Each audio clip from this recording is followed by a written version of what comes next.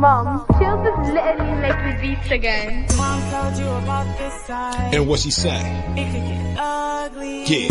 Boy from the East side, east side, east side, east side. Yeah. Mom told you about this side. And what she say? It could get ugly. Yeah. I'm just a boy from the East side, east side, east side, east side. 1980819 Pontiac General. Day of the birth of a small city general. To keep it brief, till I was 6 or 7, moved around. Never left District 7 on Wall Street, that stopped. Now that's a block. Stayed at the bottom, but it was pumped at the top. I stopped playing kill 'em with the Stewarts and Tates. Started rolling with them niggas that was moving away. Thought I'd take the long way, walking the Millers. Say what's up to the... What's going on, y'all? What is going on? I am Binks Vader. I'm sorry. Thanks together. I am Binks Vader, man. Welcome y'all to Vader Vision. I'm Binks Vader, lightsaber to face all of the haters and all that, man. I'd like to thank all y'all for tuning in. We are live on YouTube and Facebook for the first installment, the first episode of Who's for Pontiac. Now, Who's for Pontiac? This is a series that I'm adding to the Vader Vision channel. This is dedicated to the upcoming election. The primary elections are August 5th, and then we'll have the general elections in November. I just want to I want to bring my platform to you guys so that we can see who will be leading the city next. You know what I'm saying? So what I did is I reached out to the mayoral candidates. A few of them reached back at me. A few of them, we didn't lock dates. It's about to go down for the next week or so. Y'all gonna see all of the people that's running for mayor of this great city of Pontiac, the great city of Pontiac. And this right here, this is gonna be a non-biased platform, you know, for the candidates to speak their piece, and also for us to get to know the people that we want to put in place to run the city. So, you know, again, welcome to Vader Vision. This is the first episode of Who's for Pontiac. Make sure you follow Vader Vision on all platforms, just every platform out right now. Instagram, X, which is formerly Twitter, your YouTube page, Instagram, YouTube, Facebook, all of those. You can follow me on all of those platforms, man. And you can also, if you're feeling generous, you can hit me at the Cash App, $ Vader Vision.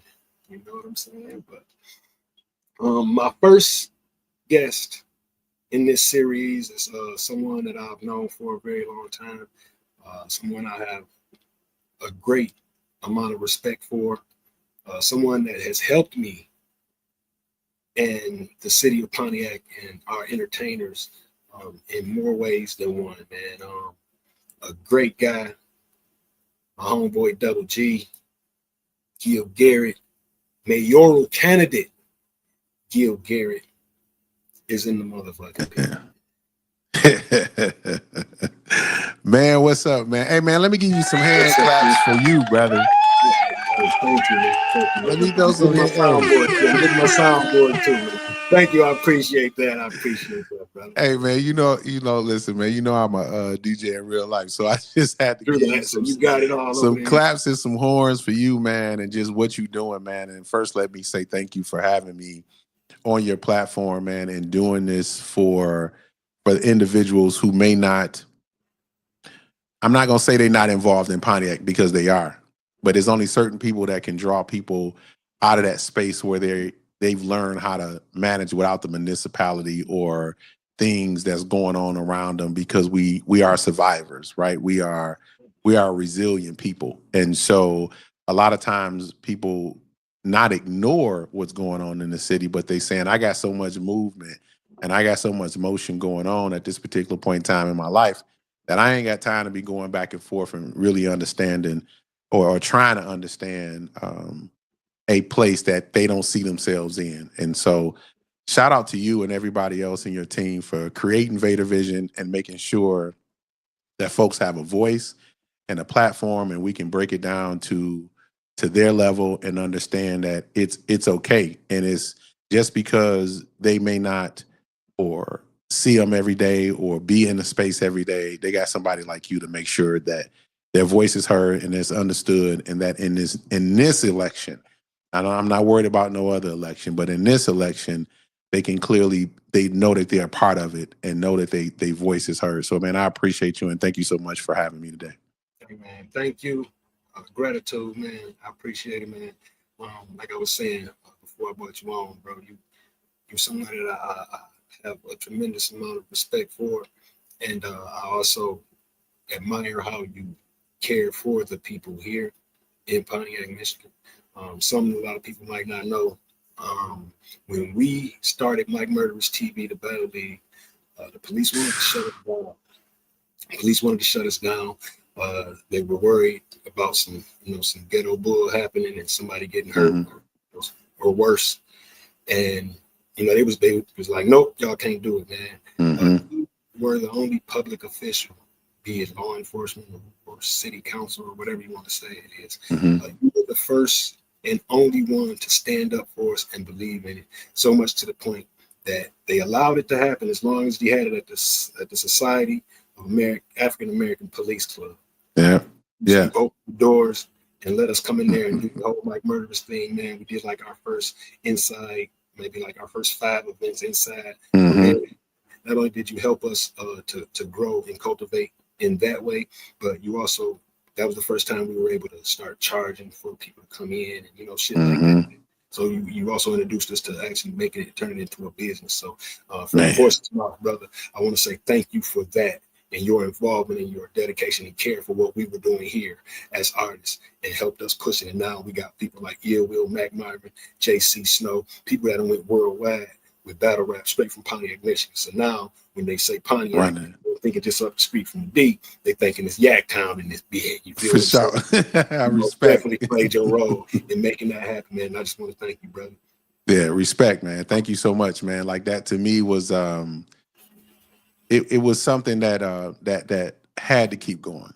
That had to, and it was one of those things that when people say, "What do you do? What you believe?" Right? Like, do you believe something? I was raised by my grandfather, and you stand on what you stand on, no matter if you're the only one standing by yourself. So, what folks clearly, I'm hoping that they get to know throughout this hour that we're gonna spend, this time that we're gonna spend together, is a little bit more personal things about me and why we are at the point that we are right now, man. I appreciate you sharing that history, because a lot of times you do things because it's the right thing to do.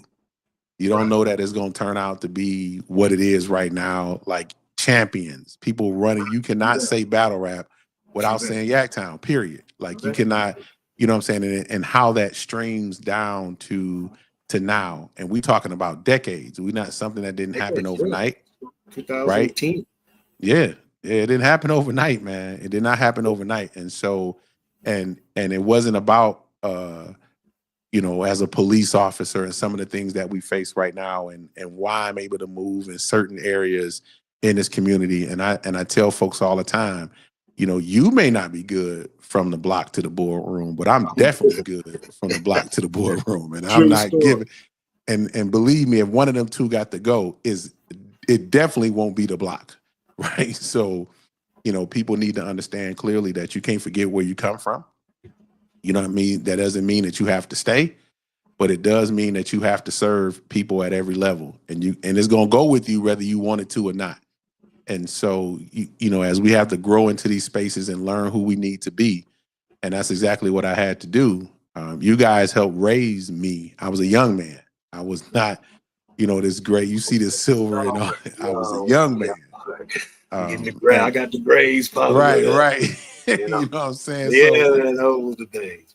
Yeah, so it was important to me. It was important to me because I am music. I am hip hop. I am, it raised me in who I am and helped me start my foundation, my family, my legacy. You had a studio here? Yeah, a studio, had a clothing store, record store. Like, I remember y'all was dropping off CDs for consignment to help, move the music. And so, it was, it's a legacy built, right? Financially, like it helped me to mold me to where I am. So when I tell folks about Pontiac, Michigan, I am Pontiac. I can say that, right? I can, no, I was not born and raised.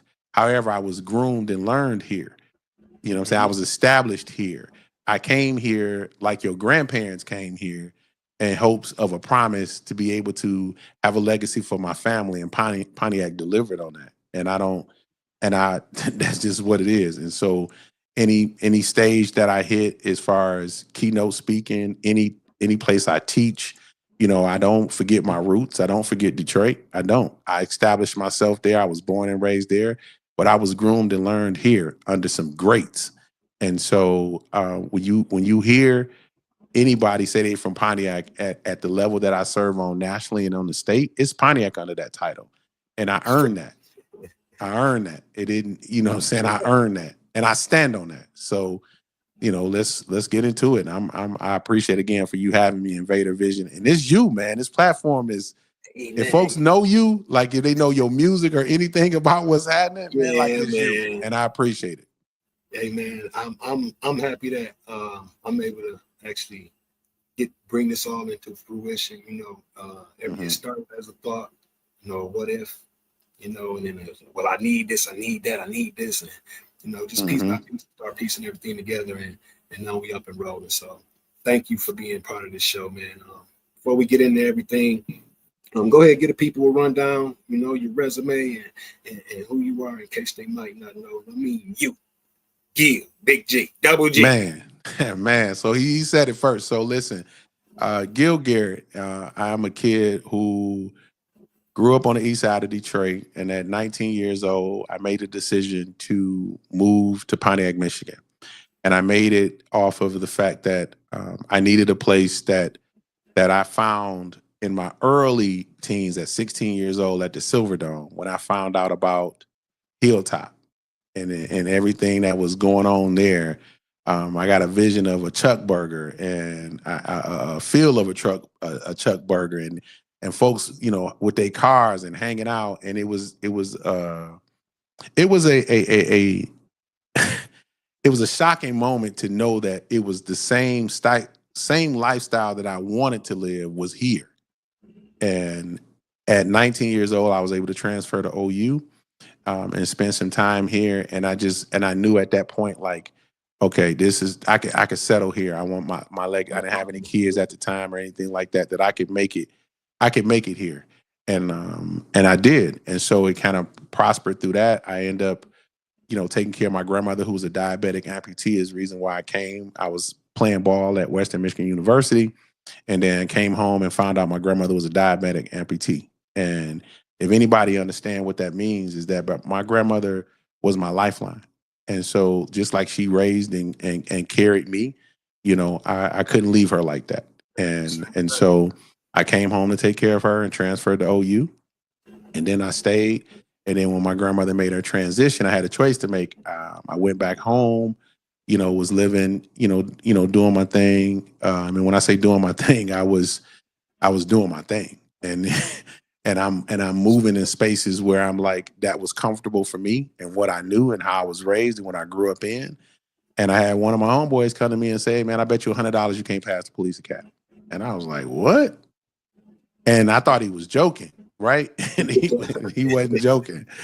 And I was like, "Man, I can't be the police. Man, nobody we grew up can be the police in nowhere." And I'm thinking Detroit. And he was like, and I know for a fact, as soon as they even pull the file, that was not going to be the case.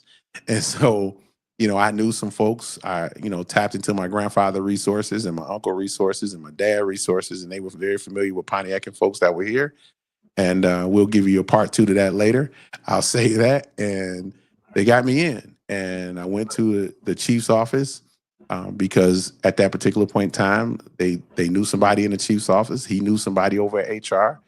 They sent me over, walked me over to HR over to the city. I did my application process there, walked back the same day over to the chief's office. He said, "You start the academy in 2 weeks." That was my background check.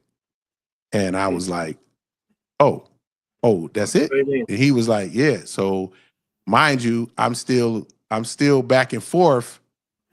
And I knew that at this point, I can't mess this up. This is it. I cannot afford to mess this up. And at that particular point in time on Granada Street at the dead end, if you know what Granada is on the north end, it was Woodcrest Commons. It's like a little, it's a small street before you get into Woodcrest, like the township, the townhomes itself had like this little parking space. So I was transient homeless, if you will, until I was able to, it was some guys that who were already on the police force that, I was actually hanging out with, and they knew. And when they thought I was going back and forth to Detroit, I was going there sleeping in my car. And I was just like, I just need to make it for a couple of months. And so I just put, my grind to just my thought on that. If I get there, I'm gonna get there. And so they end up talking to the manager of Woodcrest at that particular point in time. And she was able to give me an apartment. And the first address was 666 DeSoto. And she gave it to me on credit. And she was like, because of them, off their name. And they were police officers already in here. And I was grateful for that. And I was in there with nothing. I was, went to Myers. They took me out to Myers out of Waterford, got me a little blow-up mattress.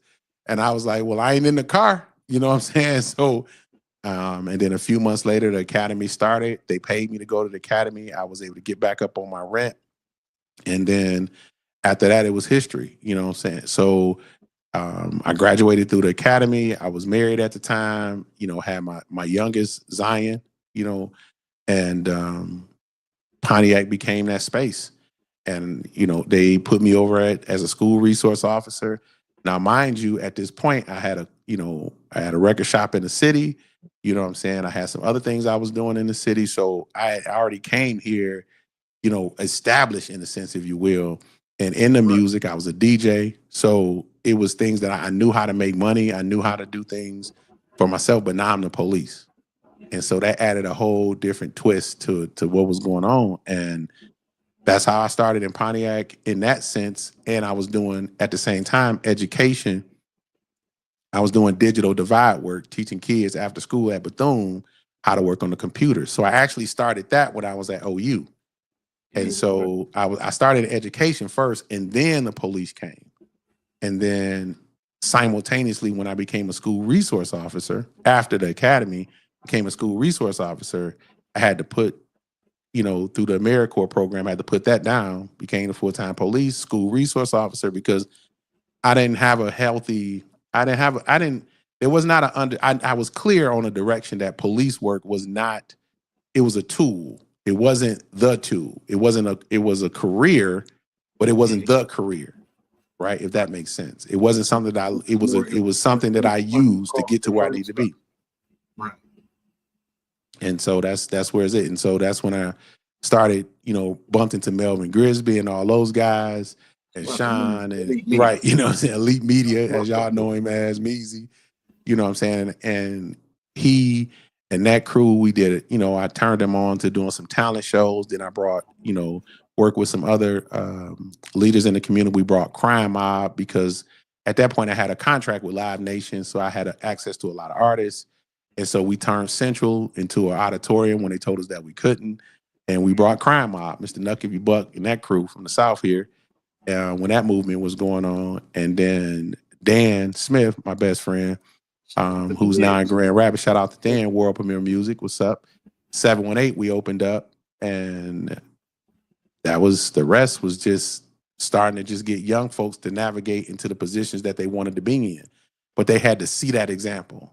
And so I had to make sure that I adjusted myself in such a way. So who I became was, if I wanted to see something different, I had to pour into the youth. And you guys came along, and it was just kind of lit a fire under me. Those were the days. Man. Yeah, it lit a fire under me. And I couldn't put it out, man. I couldn't put it out. And so I decided to say, okay, I'm gonna look into the politics and the processes in the municipality and see how things work. And I didn't like what I saw. And I saw all these people always, when young people wanted to rise up and do what they, have their voice heard, they'll get, pushed down. And I was in that, right? I saw that. I was in it. Right. So, to say that, I made my own path, I didn't need to be in cliques and groups. And y'all was my cliques and groups. As long as y'all accepted me, as long as the block accepted me, as long as the people that my kids who that saw me, my students who saw me as, hey, that's the one guy I know I can count on. I had that to push me. And it was very challenging. And when it was very lonely, right? And I learned how to be a leader real fast, that at sometimes God gonna give you an assignment, and it may not be the assignment that you think, but it's your assignment, right? Yep. And so I never wanted y'all to see me in a position where I embarrassed y'all, or y'all looked at me like, oh man, look, this dude just like everybody else, right? And so look at him. He acting like one of us, something like. So it was just, I was always in spaces where I could just make room for the next generation behind me, which was y'all, and that was my intentions to do so. And I just carried that, and it just kept carrying and carrying. And as the load got heavier, you guys got older, and so the support for me got greater. So It was almost like you built your own community where I could go. So by the time I got to SAP, I'm president of the SAP club. They had laid us off, right? They had, as the police, and everybody else was like, Gil, you gonna be all right. And I was like, yeah. And so I'm running a club, which I had experience in doing before, in running clubs and living in that lifestyle. So when police were talking about, like, and it wasn't just it was the elected officials at that time. It wasn't the police. They were sending the police. But the word was coming down. Yeah. But if the word was coming, and I was like, well, I tell y'all what, how about this? Blame everything on me. If everything go wrong, if anything, or killing, murder, whatever, hey, I'll take it. Put it on me. But they're gonna be at the SAP. Faith in us. You know what I'm saying? Because I know what I seen y'all. I spent time with y'all. So shout out to Cuddy. You know what I'm saying? God rest in peace, man. That man, Cuddy Mack, was like, I went to him. I went to the east side. I met him at the creek, and I'm like, look, bro, I think I just put my life on the line for this. You know what I'm saying? Like, I think I just, I said some choice words to some folks, and, I wasn't as polished as I am right now. And I said, listen, you're going to have to help me maintain this. You handle that part, and let me handle the government part.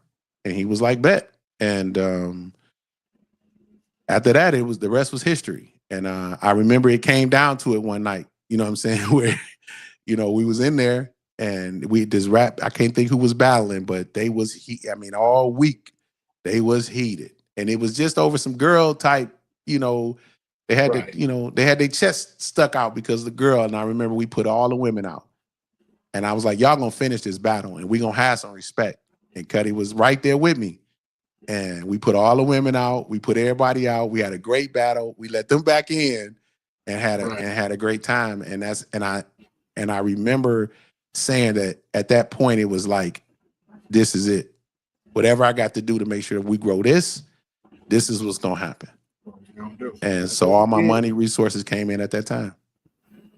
And man, like I said again, man, I want to thank you for the part you played in allowing us to cultivate the whole Mike Merge TV and battle rap movement right here in Pontiac. So you was 10 toes down, bro. You helped us out a lot. And it's something that's feeding people, putting food on tables right now to this day, man. So again, man, if y'all ain't seen any of the Pontiac folks, y'all need to check that out. It's required that now y'all go check it out. If you tuned in right now, you're watching live on Facebook or you're watching live on YouTube, man, please share this, man. Comment, subscribe, share. It don't take too much of nothing to support it, man. To push that button. Right now, this is Who's for Pontiac right here live on Vader Vision. And with the election coming up, August 5th, we're going to get into it. Yes. Ask a few questions, and y'all get to know where Gill stand on some things. First thing I want to tap into is the economic development of the city. What plans do you have to attract new business and create jobs here in Pontiac? For me, is we definitely in my administration in that role, we need a business development office where businesses can come in and streamline the process from starting and expanding businesses in Pontiac. And then we're going to, as far as promoting and incentives for those who want to do business here, right? Who want to bring jobs here, and holding people accountable to those incentives. If you're saying that you're going to have 10% of your workforce is going to be Pontiac residents. We want to make sure, that 10% of your workforce is Pontiac residents. And the only way that you could do that is that you have to have somebody who physically go, like bring your data, your numbers. And if you ain't meeting that goal, then we're going to remove that incentive. When we talked about workforce development, we're going to expand that, with organizations, with unions in the city. My grandfather was a big UAW person. And so, that unions mean a lot to me. And so we working with unions to expand workforce development opportunities as we have working with the school districts. We're going to leverage all the federal and state grants that we possibly can to make sure that we revitalize commercial properties that we have here, on things that we own in the city. Looking at that, we have a plan now. We have a master plan. It's called the Pontiac Plan. And you can check that out. Go to, pontiac.mi.us and check that, the Pontiac Master Plan. We finally have that in place where we can bring developers in and have a strong conversation about that. And then ensure that minority, owned businesses, women-owned businesses, local businesses themselves, are front and center in contracting and procurement opportunities. So when they're tearing down the Phoenix Center and things of that nature, that people who have businesses and, their paperwork, the documentation is up to par and things of that nature, that they have an opportunity. Because a lot of times decisions are made in these silos and at a level that by the time it reaches the ears of the people who really need those financial resources to help grow their business, is gone and past. And so we have to do a better job with making sure that our folks who are eligible and who are ready to buy in to build in the city at any level, that we do that. It's funny that you said that, because another part of that question that I was going to ask is, are there any guarantees, that the citizens of Pontiac will be able to get in on the redevelopment, especially like you said, downtown, being redone right now, we'll be able to get in on the development, or will be reduced to just jobs and consumers? Well, on my end, it is, we're going to have an opportunity.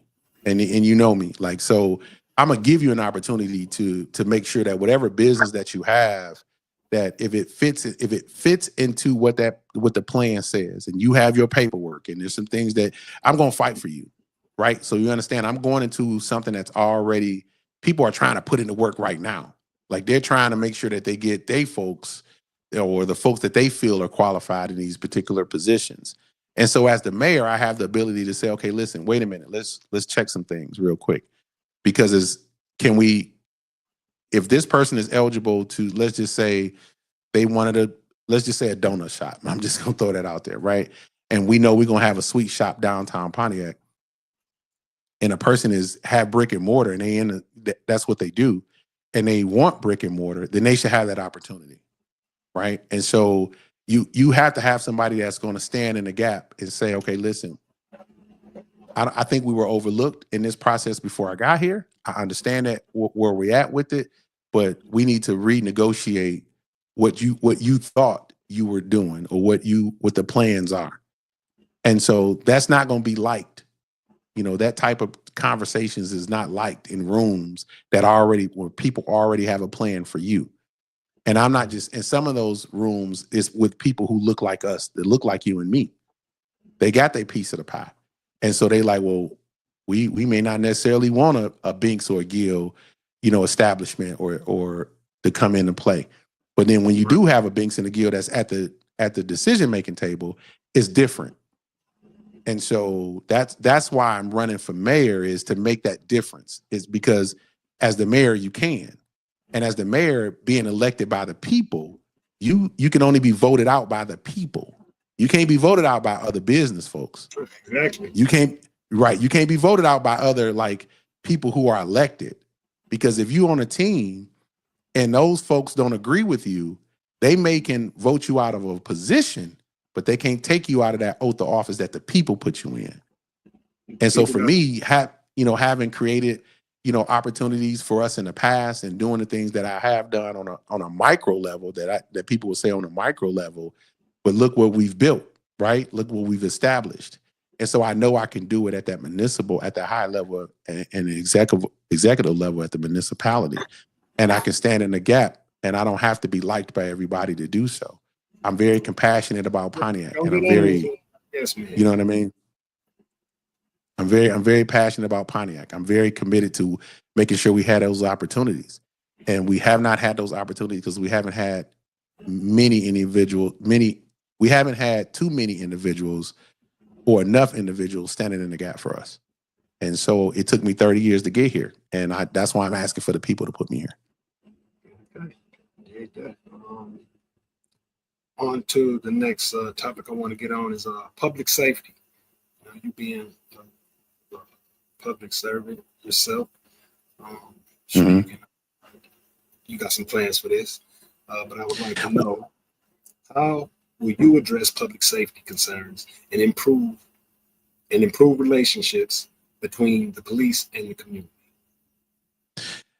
I'm going to continue what I've always been doing, right? Because if someone, which I had to do this when we were disbanded from the Pontiac Police Department, and that we transitioned from that to the Oakland County Sheriff's Office. Like the sheriff's office gave me the ability to stay in community policing, and so I got a chance to really help educate other officers on just our community and how we move and things that we do, getting them adjusted to being in the space that people do care about the police here. We just don't want to be over policed.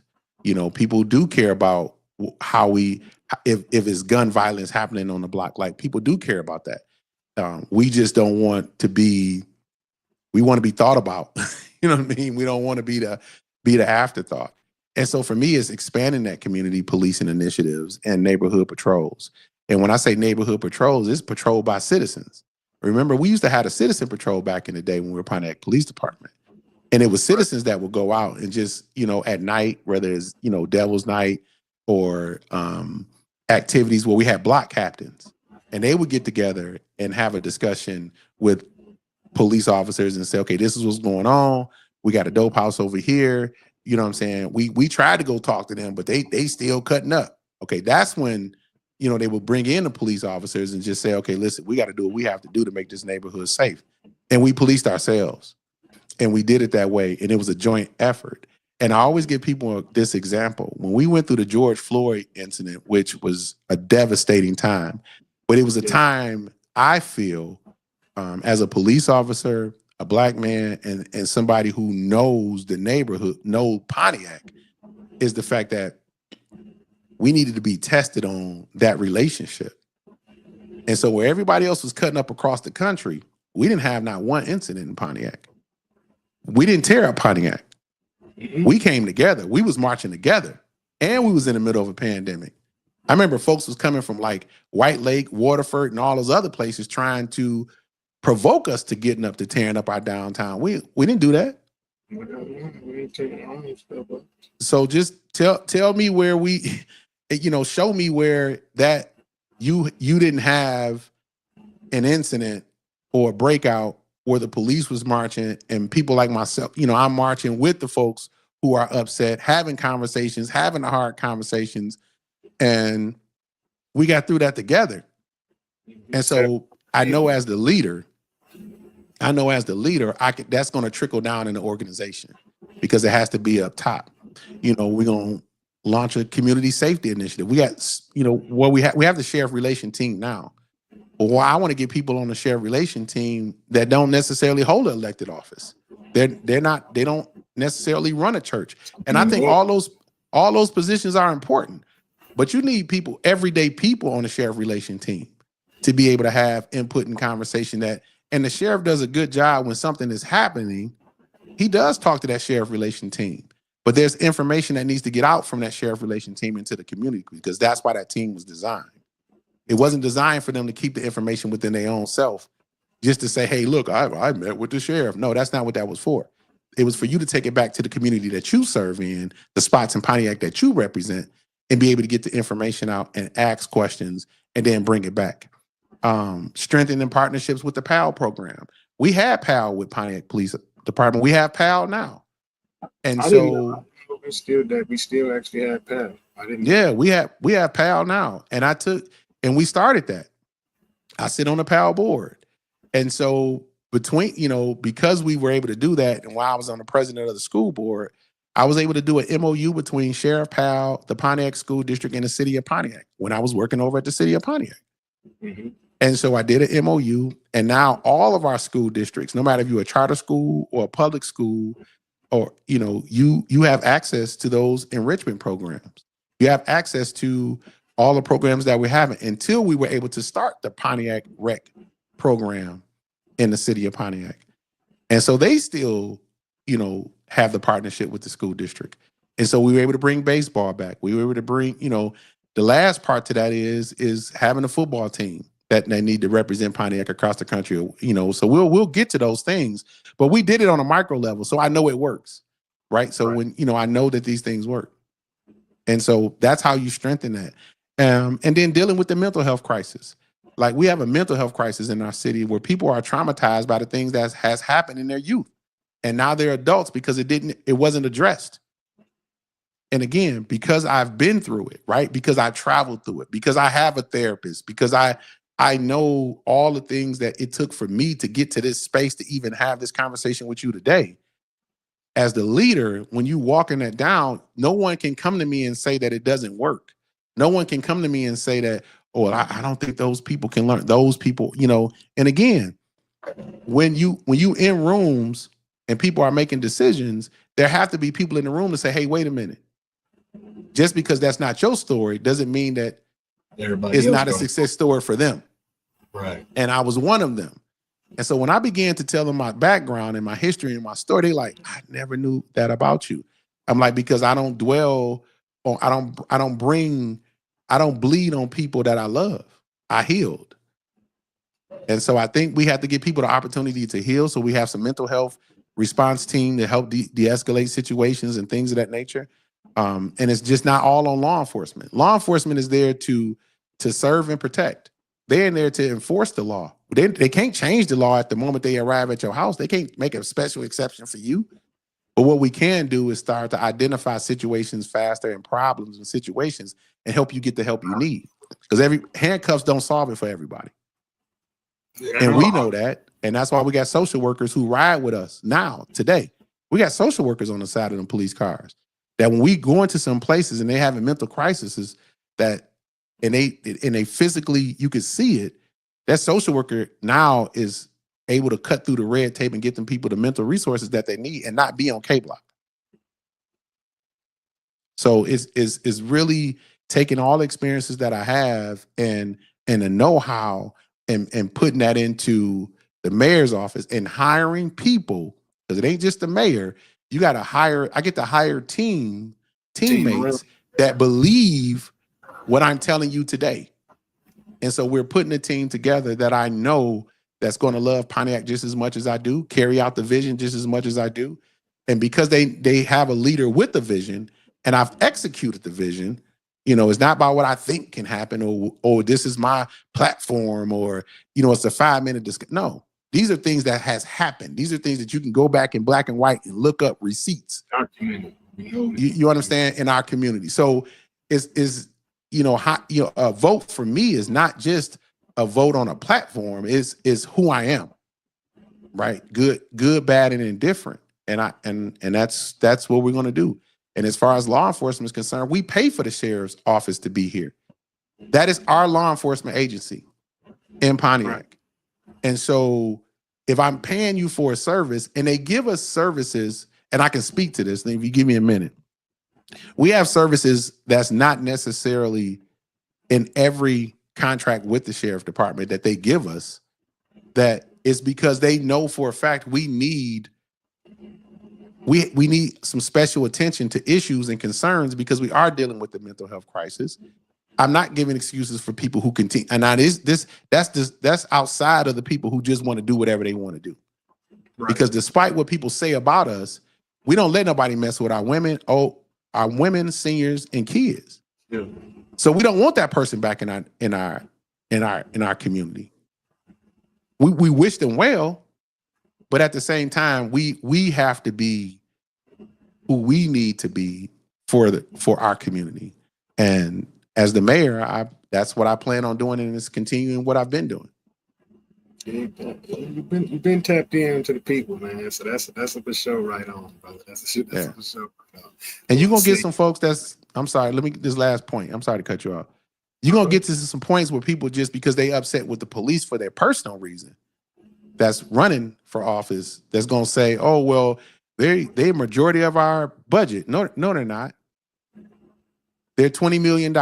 And don't be intimidated by because somebody say millions. You have to pay for a service. Just like you when you go in a house and cut the light on, even if it was Pontiac Police Department, you pay for a service. mm-hmm. Just because it doesn't say Pontiac Police Department and it says sheriff doesn't mean we're not getting the quality service that we deserve. And so now we have folks that there's some things as far as when folks have to rotate out of the substation. In our contracts, officers get the chance to go to other substations that may not be as busy or deal with the type of issues that we deal with. Right. And some of them people choose to go there. And that's on them. That's fine. Those environments don't work for people like me. Right. I want to be here in this mist, right? They don't work for me. I tried it, man. I did a year, man. When the county first came in, it was the CRT program. Like they just have you go to different substations. I almost got fired, bro. I almost got fired, sir. I was out of there. They was like, man, you need to go send me back to the. I'm going to Pontiac, man. It's cool. And it's cool. Like this cool for y'all. This is good. This is good for y'all. But I'm gonna go back over here where the people know me and I know them. And then we're gonna help the officers adjust who may not even know how to deal with folks that look like me. And so that's when we had those locker room conversations and people step up to do things differently. And we prove that to be a fact. So we have to pay for a service and we'll continue to pay for a service. But you know, there are some politics that's out of the hands of the sheriff's office and people who work in the sheriff's office. You know, the county commission, you know, they've, you know, passed recently to charge more for services. And, you know, why would you vote yes to charge more to a community that you say you love? And I'll get a little bit more into that, but it's facts. You can you can go look that up. And so for me, we have to make the necessary adjustments, but safety is a non-negotiable. So safety and community is a non-negotiable for me. We gotta be here. Yeah. The next topic I want to get on is education. Yeah. Okay. I'd like to know what initiatives will you support to improve local schools and educational opportunities for the young people? Man, I'm glad you said that. I started in the schools first for this very reason. Because if you don't have schools where people feel like parents feel like their kids are going to the school to be educated and they have a quality education, it's hard to bring in those families. And so we've had some issues. When I first got over into the Pontiac School District, they said, hey, you guys got a $26 million structural deficit. If you don't start closing schools, you know, that's underutilized, then we're going to, you know, have to do some other alternatives and maybe take your school district away. And that was back in 2006. And so for me, when I got on the school board, you know, I already knew the mismanagement at the level from the principal level all the way up to the superintendent level. And so as board members, you know, they control your district, the funding, the hiring, the firing, et cetera. And so I'm going to gladly say I didn't want to close Central. That's where I started at. But Central was the worst building as it relates and cost the most to upgrade at that particular point in time. So we chose, which is Pontiac High, but we chose Pontiac Northern to make it. It's Pontiac High now, but it was Pontiac Northern then to say that, okay, listen, we need to make sure to save our district. So our city have a school district, but we need to put them kids, you know, together. And so for me, it wasn't about putting them together because you guys are already balling with each other. This is a basketball town, sports town. You guys are already fellowshipping with each other. It was the adults that made that transition hard. And I understand why though, right? Because now you're talking about giving up one school for the next, and you're talking about my history. If I'm a chief, now I got to go over there with them Huskies. speech to the older ones, the older people. You can't get rid of Central, man. How the hell You know, gonna close right? You know, Central? I would love man, Central. Class of '98, by the way.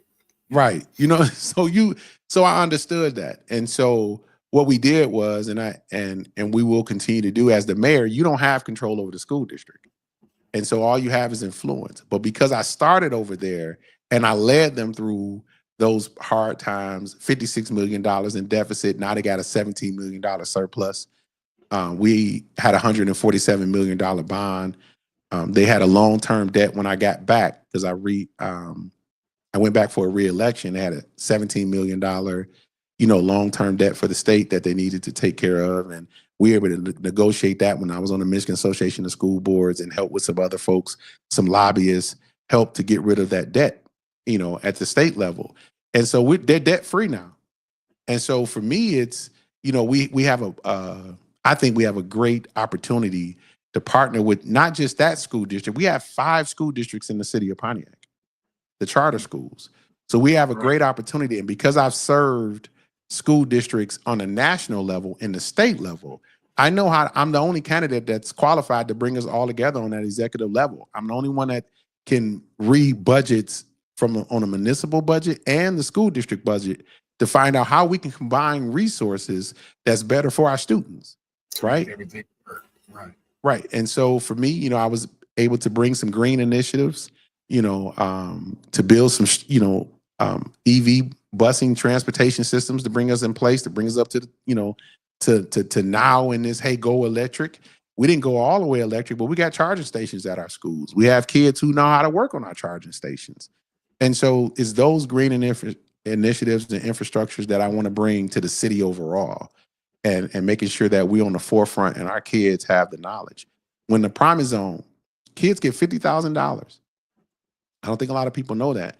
But if your kid graduates from the Pontiac School District, they're eligible to get up to $50,000 to cover their room and board and tuition to any school in Michigan and trade. Wow. And so I was on the first board when we approved it. And thanks to Coco Mulder, and that whole team over there, you got I can't think of his name right now. I don't know why I can't think of his name right now, but Kano Phillips, I think he's now the board president, right? Ascend Foundation. He's now the board president, long-term Pontiac resident. I think he's a Husky, so they were able to go to Lansing and testify to make sure they pumped it up to $50,000. And now that's to a college or trade. You don't necessarily have to go to a college. You can use that money to go to a trade school.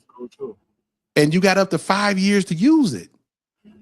So we already have those initiatives that we've already put in place.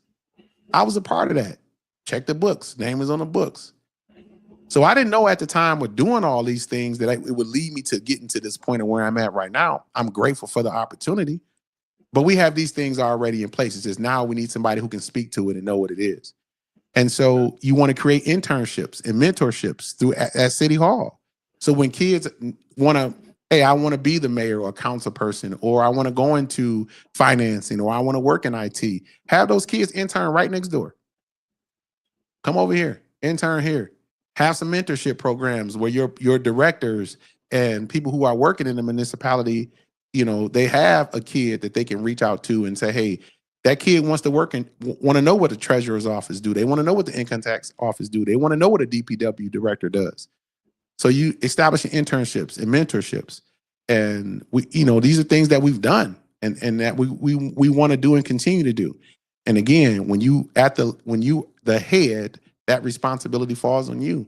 And because I've spent these years learning at a very high level to do it, I can execute at those partnerships and relationships with the school districts. Another question I got: will we ever get a youth center? I am all for having a youth center, a community center that's designed for everyone. With so much going on, with these young people out here, it seems like they have nothing, spare time on their hands to be involved in a lot of bull. Yeah. You know what I'm saying? Like, will we ever have somewhere for them to be able to come and do something productive? We had that. We had the Hayes Jones and Holland Centers and the Salvation Armies. We had all exactly. That. Everything. But I was wondering if anything in the near future, as far as to getting the kids, something around here to be productive. I think we have to leverage the resources that we already have. We had those youth centers, but it wasn't the buildings. It was the people that was in them. People that was running. It was Rip. It was Detroit Crafts. Shout out to my cousin Linda. It was Mr. Bobby, right? Mr. Coach Carr. It was, when you opened up the schools, it was, you had Mr. Glover. You had folks who was actually staying after school, who was running after school programs in these schools and these youth centers. It was the men and women who were establishing that, the leaders. It was us. They cared. You know what I mean? Right. So they cared. And so it gave you an opportunity to say, oh man, that youth center that I went on the East Side, Boys and Girls Club, you know what I'm saying? I learned how to shoot pool. I learned how to do those things, but somebody taught you how to do it. It wasn't a pool table. You didn't wake up with the pool stick in your hand. So we have to first, shout out to Dollar, right? Dollar to me is the modern day Bobby Kaiser. Hey, Dollar Bill. You know what I mean? He's the modern day Bobby Kaiser. So now we have to get folks who want to be with the young people and not scared of young people. Mm-hmm. And so, yes, I would not mind building a youth center. See, the building it's the mindset of the people that want to do it. Exactly. I posed the question to folks when we start talking about financing. With our roads the way that they are.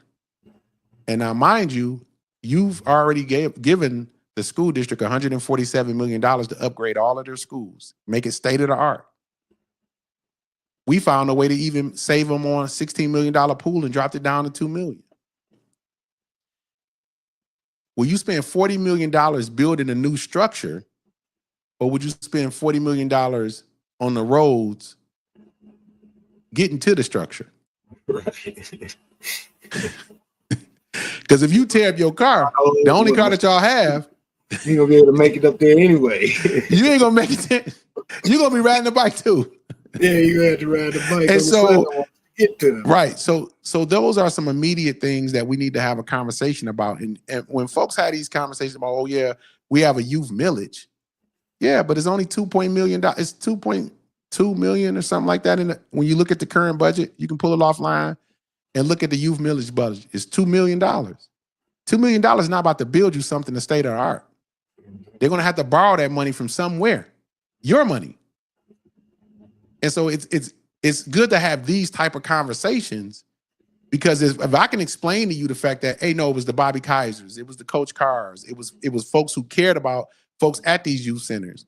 I need them coaches to get back. I need folks to, like in my age group, to say, okay, we want to take some kids and we want to get into the schools and we want to get into, doing after school programs and football teams and basketball teams and coaching and getting back involved in their lives. And then until we're able to build a state of the art on every side of the town, because Pontiac is a place where we're four different communities in a sense. You got the north side, south side, east side, west, right? Like people who have since we had the GMs, the 7, plants here, that's all gone now. Yeah. And so we need to look at how we're going to spend our dollars and survive. We need partnerships that we need, and a partnership is a two-way street. It ain't you telling me what you think you can do for me. It's a two-way street. Yeah. And so, yes, to answer your question is, I believe we should have that state-of-the-art youth center, but I also believe we should fix the roads to the youth center. Okay. And so that's one of those immediate things that we're going to have to respond to once you guys put me in office, to say, okay, listen, how are we going to spend your money? And that actually brings me to the next topic, which is the infrastructure. I would like to know, how you plan to address infrastructure needs and, public transportation and roads and utilities and things. Man, listen, we doing an audit. I believe in the audit. Sure, we're gonna do an audit. We're gonna do a full infrastructure audit of what we need to prioritize our urgent needs and be transparent about it. Right? So we know, what do we have? What do we own? And making sure that we communicate that. And how do we do that?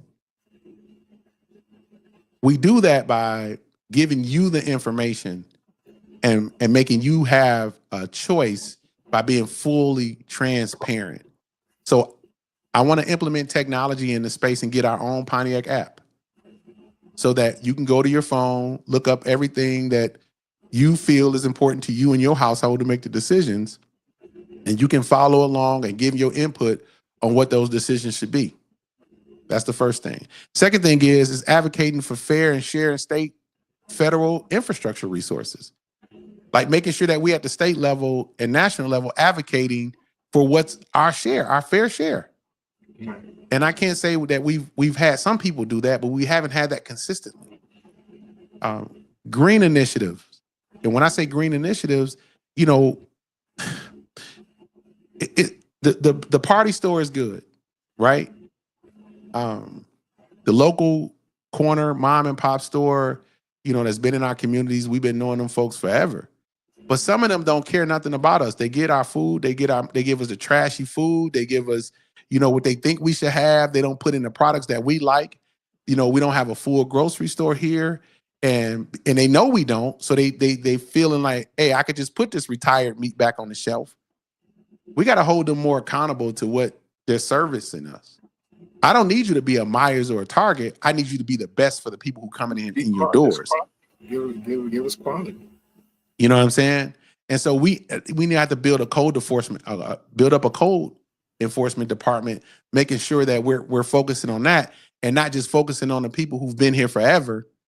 And you wanna get on them because they don't have an address on their house and write them a ticket because they don't have an address on their house. But the guy got bad meat that's next door, that live next door to him, and you ain't said nothing to him. Right, cool. You know, maybe, we'll leave it there and then get with smart. You know, smart transportation. We've never really had a public transportation system here, but we have Flex. So that's a little bit affordable for people to call the Flex, smart and get to where we need to point A to point B. But we need to look at that public transportation system. And again, just be transparent on an infrastructure dashboard where we can track progress in real time, where people know what's happening in real time. Right. You know what I'm saying? So people know what's going on. We got to reduce the long-term cost of some of these buildings that we have.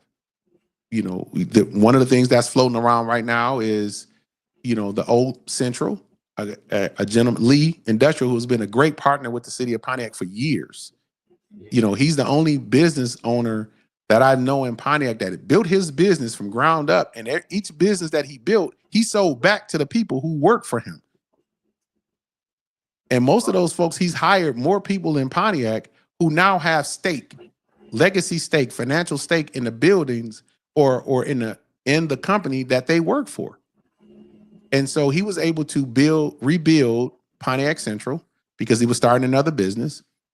And people were upset, or some people, and it's only about 10 or 15 people. It's not the 61,000 people, because like I said, some people don't even, right. A lot of people ain't even really paying attention to what's going on.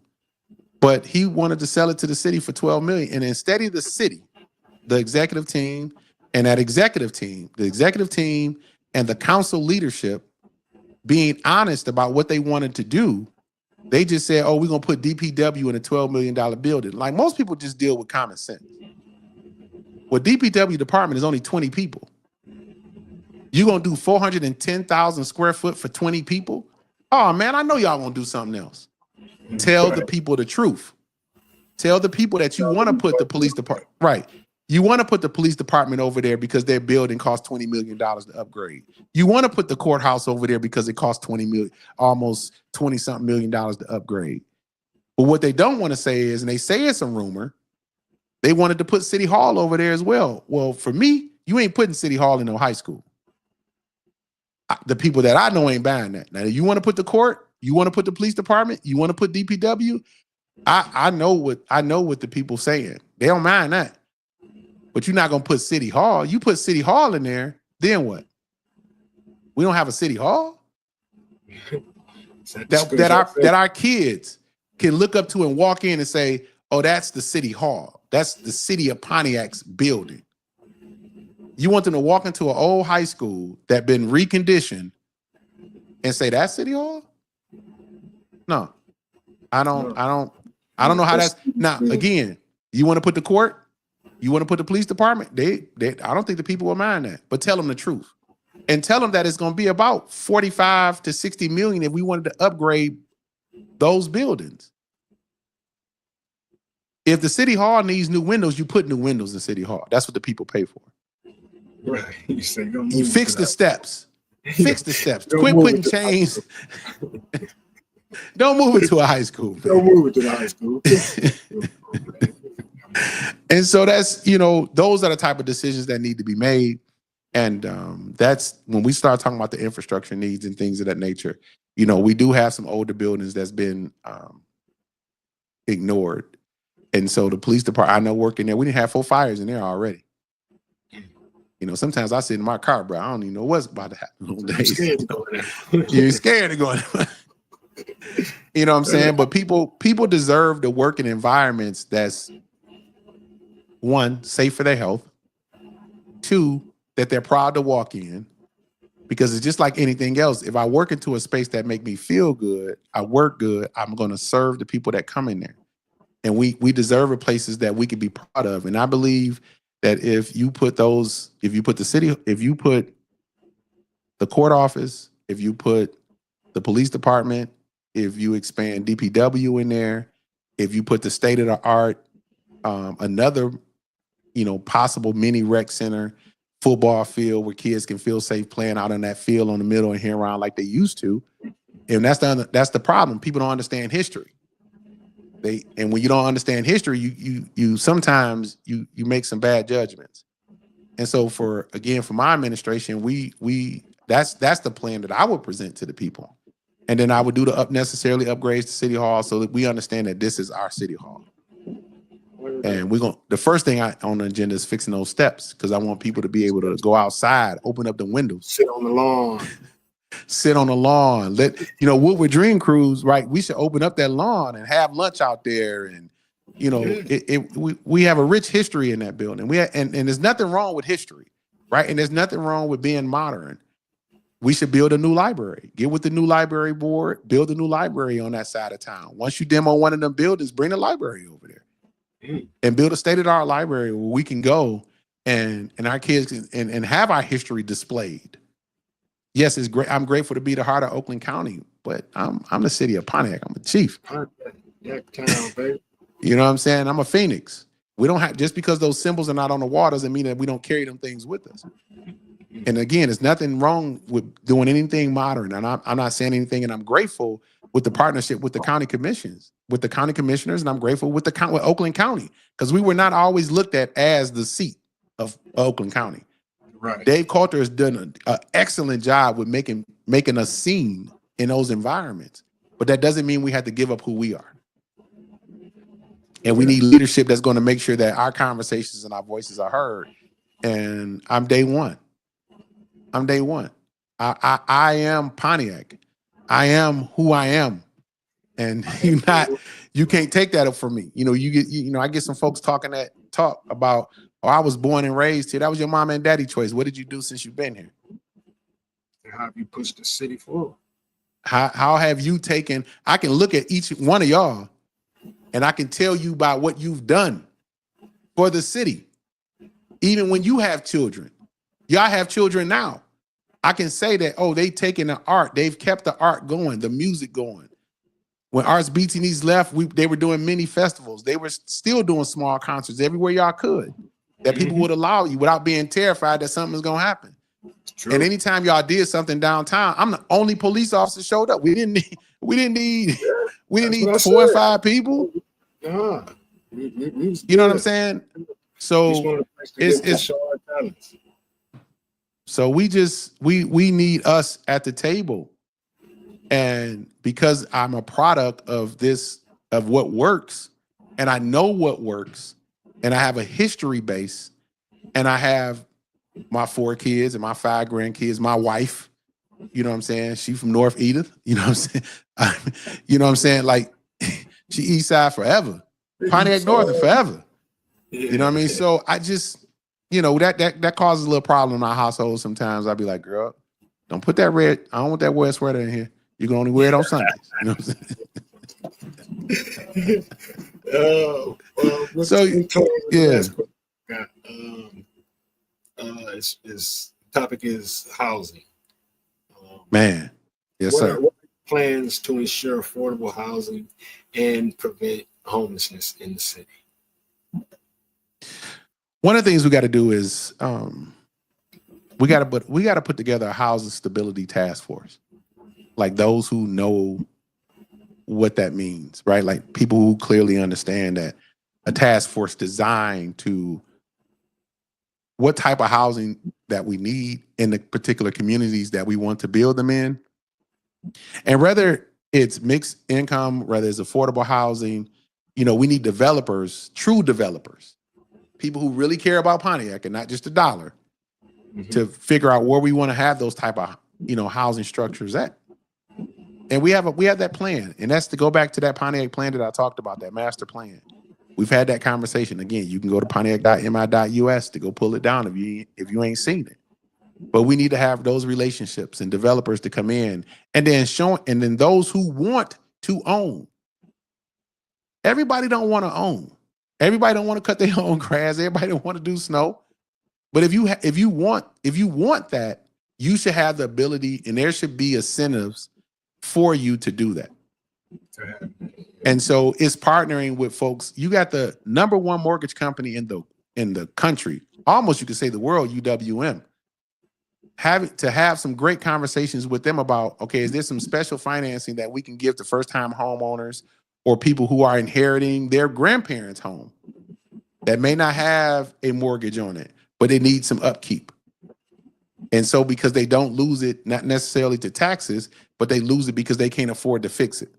Like what incentive? So we have those type of conversations. Support tenant protection. You know, we had some landlords that came in and done some things and really taken over the city and manipulated some situations because of our lack of leadership in this particular area and our lack of oversight, took advantage of a lot of our residents. Yes. And so that helped them to be homeless and transient and moving on. And they haven't taken care of their properties. So again, it's strengthening that code enforcement department and making sure that we hold, you know, folks accountable in that particular area. Motherfuckers coming around there, they'll get on you about having your grass cut. Ooh-wee. Flood. Exactly. Grass cut. Exactly. Like what? Well, I mean, my grass getting my grass getting watered from the basement. What are you talking about, bro? That's why it's growing from up under the ground anyway, man. It's a whole river flowing. You know what I mean? Lush and growing, man. So it's you know, and making sure that to our folks who do own homes, we have some wraparound services for them who may have hit some mental health crises. Again, we're back to that mental health space, and making sure they have some health support, job placement, and it's about individuals if they want to, if they have the desire to, and making it available for them. That's what it's about. That's what you're supposed to do as a municipality. I'm not supposed to dictate to people. You're not supposed to be dictating, well, this is what y'all gonna have, and this is what. No. I'm supposed to make it available to you because we do have the financing, we do have the relationships, we do have partnerships. I have national partnerships, state partnerships. I have folks that I've worked with over the last 30 years to do what I'm doing. And again, I didn't get here overnight. This wasn't an overnight success. And sometimes people only can relate to you at the level that they met you on. So I've met some folks that I was in the education space. I met some folks in law enforcement, public safety. I met some folks, being in the municipal space. I met some folks on the, state level, national level. And so now all of those things are coming together, and it was simultaneously. I'm already retired. Mm-hmm. I've been in a very comfortable space. As I tell a lot of people, I married up. Get you a smart wife. Get you a smart. Get you a smart. Hey, they around here. You got to treat them right. You know what I'm saying? Like, you know what I mean? Shout out to you know what I'm saying? Yeah. So my wife, you know what I'm saying, is my anchor, and she is the CEO of Garret Group and Associates, Garret Group Properties. We do some things, right? Like she's able to to maneuver. And in her own right, she's been a business owner in the health and beauty space for 30 years. Our daughter has her own salon. Like, so it's some things that's already been established. I'm not coming, you know what I'm saying? Like, it's not you can't tell me what we cannot do, bottom line. Right? And family structure is very important to Pontiac. And it's very important to who we are, in the fabric of who we are. And so if you've never had a child, if you've never been in those different experiences, you really can't tell me how to be a father. You can't have that conversation with me. You can tell me what you read or what you see on social media. But I've raised children here. I've raised my family. I've experienced my wealth, who I am. I ain't putting my numbers out there, but you know what I'm saying? And anybody know that switch with me can flip anytime. You know what I'm saying? So those who know, you know what I'm saying? You know, when I'm yelling respect, put some respect on that, because it can, the necessary will occur, you know, and it's in love, right? It's in love. You know, I love everything about this place, man. I love it. And it made me who I am, man. And I just want to show the world and continue to show individuals in those rooms that we here. And then I ain't by myself. And they gonna see you put me in that office, you're gonna see the city come all the way out. Yeah. Thanks. You're gonna see the city come all the way out. I'm most definitely, one of those that's ready and here and willing to push the city forward, man. That's what this whole thing for, this whole series is for, man. Help move the city forward. It's all together, help get us all on one page, man. Is there anything you want to say in closing? I give you the floor, any last pitch you want to give them, let them know where to reach you, what you got going on, anything, man, you go and let the people know. For sure. So if you want to reach me and you want to join a team and you want to be with individuals that you know for sure has the best interests of Pontiac, you want to be on a team that's going to ride for it up, down, in, out. We're going to stay consistent. It's www.gillgarretfortpontiac.com. We are about Pontiac, all things Pontiac, and we are for moving us in a direction, and we welcome people who want to join that movement. You want to come here and change your life and turn your life around, we can show you how to do that. You want to come here and you want to build a legacy for your family, there's individuals, we want to show you how to do that. My direct sale is 248-892-8200. I give that out and been giving it out for years because people need to know how to have access to you. A lot of people may not always want that. But if I'm in the neighborhoods, I'm in the boardrooms, I'm at the graduations, I'm not just here when it's time for an election. And that's okay if that's what you choose to do. But I've been here through every ups and down for the last 3 decades and rode the wave because I wanted to study the system. It meant that much to me to learn the systems so I can go into the system and dismantle those things that don't work for us here in Pontiac. And then help build with people who want to see success in all of us. It's not just white, black, blue, or green here. We're not divided. You won't put us into a classism of people that you don't think that we rock with each other. Pontiac rocks with everybody. And so because we are that, and because we have set the tone throughout this region, throughout Oakland County, throughout the state of Michigan, we've shown how diversity can work. We've shown how we can raise our children together in a space and love them and they become successful. Yes, we do have our problems. And yes, and every place does. No place is safe. Yeah. But ain't nobody safer, ain't no place safer than Pontiac, Michigan. I don't care what they say on TV. Come and visit. I guarantee you that you're going to want to stay. I guarantee you're going to say, I want to be a part of that. This run for mayor is personal. It is not something that I have a platform for. Everything that I've discussed, go back. I'm glad we went live. Everything that we discussed, you can it's black and white. I keep the receipts. Right. I'm passionate about this. I'm passionate about what I'm doing. I love what I'm doing. My youngest in St. Louis. He's a chef. 2 kids, Pontiac. Entrepreneur. He write his own check. He did that from here. I can go down to not just my own. I'm just giving that for an example. Binks, I can go down the line with people, men and women who are very successful, who live across this country, that says, oh, I just wish my city, we could just get it together. Well, we're going to get it together when you vote for me and you put me in that office. I want to bring back people back home who know that they have the necessary resources because they want to work home. They don't necessarily want to be down south. They don't want to be on the West Coast or East Coast. They want to give back to the place that gave so much to them. We're going to be able to do that when you put me as the mayor of Pontiac. Because I'm going to give folks that opportunity to shine. And not just to shine, but hold them accountable. So if you're talking about safety, we it. You talking about accountability, this is the spot. You talking about financial stability, we here. You talk about economic growth for all, that's it. You talking about transparency, we it. You talking about youth empowerment, we it. Safety, that's it. We're here, we're it. This is a live example. And I'll challenge anybody. A 1 or 2 minute conversation doesn't give you 30 years of this experience.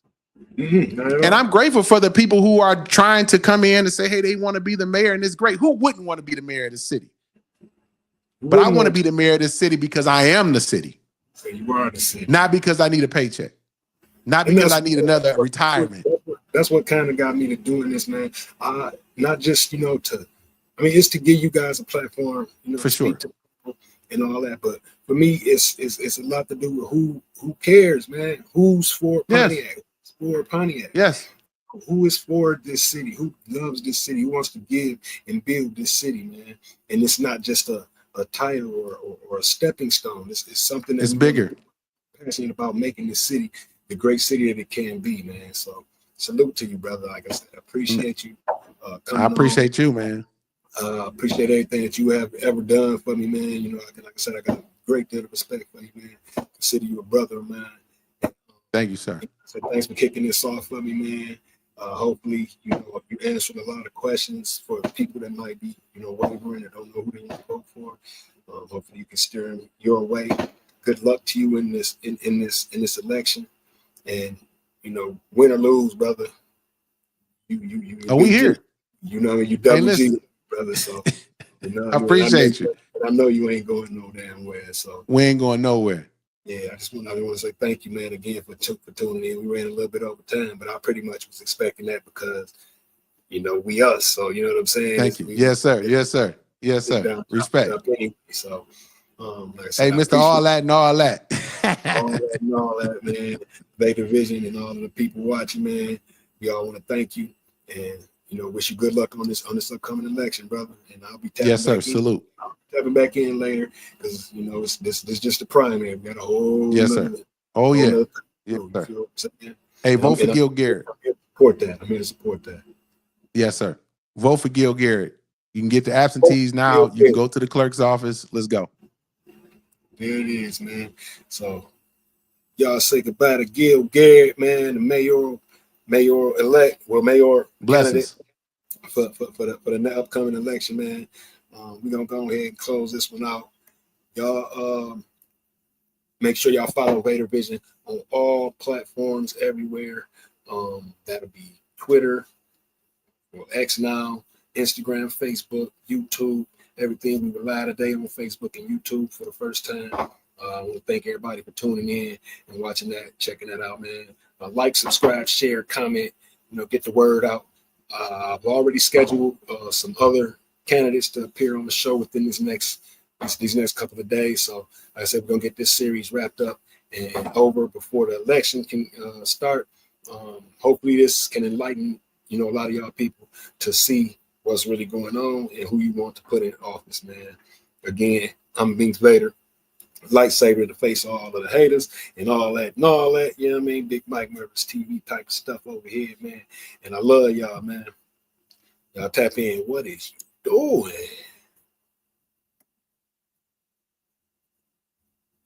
Mom, she'll just literally make me beats again. Mom told you about this side. And what she say? It could get ugly. Yeah. East side, east side, east side, east side. Yeah. Mom told you about this side. And what she say? It could get ugly. Yeah. East side, east side, east side, east side. 1980819. Pontiac general. Day of the birth of a small city general. To keep it brief, till I was 6 or 7, moved around. Never left District 7 on Wall Street, that stopped. Now that's a block. Stayed at the bottom, but it was pumped at the top. I stopped playing kill 'em with the Stewarts and Tates. Started rolling with them niggas that was moving away.